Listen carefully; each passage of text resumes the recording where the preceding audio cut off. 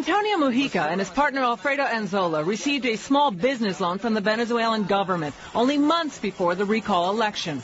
These corporate registration documents from Venezuela show the Venezuelan government owned 28% of the stock of another company they started, Bizta, which adapted voting software for the Smartmatic machines in the 2004 elections.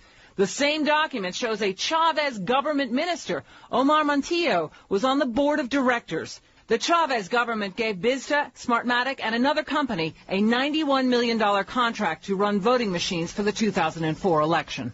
The next year, the owners of Smartmatic, primarily owned by Venezuelan businessmen, bought Sequoia, one of the top electronic voting system companies in the United States, for $16 million. Smartmatic is a labyrinth of international holding companies owned by Venezuelan businessmen. Smartmatic Group NV of Curaçao, Netherlands, Antilles owns Smartmatic International BV of Amsterdam, Netherlands, owns Smartmatic Corporation of Florida, which bought Sequoia Voting Systems of California, USA. When Smartmatic bought the U.S. voting machine companies, the U.S. government did not review the sale. Many experts say those voting machines were manipulated in Venezuela to give President Hugo Chavez a victory. Exit polls done by the U.S. firm Penn, Schoen and Berland had Chavez losing 41% to 59%.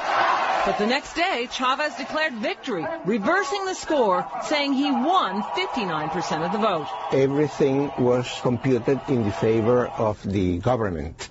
So the only explanation is that the Smartmatic machines had been programmed in that way. A Harvard mathematician crunched the numbers on the Venezuelan election. It had to be the Smartmatic system. All these machines talk to a central computer and report on their results.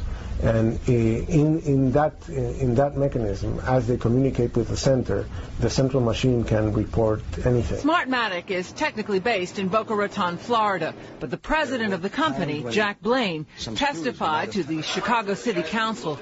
Fewer than a dozen Smartmatic employees work in Florida. The majority of the workers are based in Venezuela.